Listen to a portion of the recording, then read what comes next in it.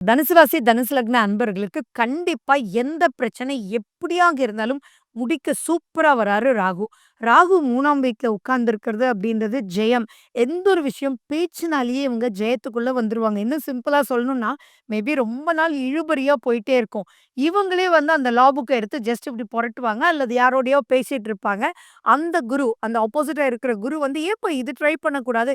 இது புதுசா இந்த லா வந்திருக்கே" அப்படின்னு சொல்லி ஏதோ டீ சாப்பிட்டுட்டு இருக்கும்போது சொல்லுவாங்க.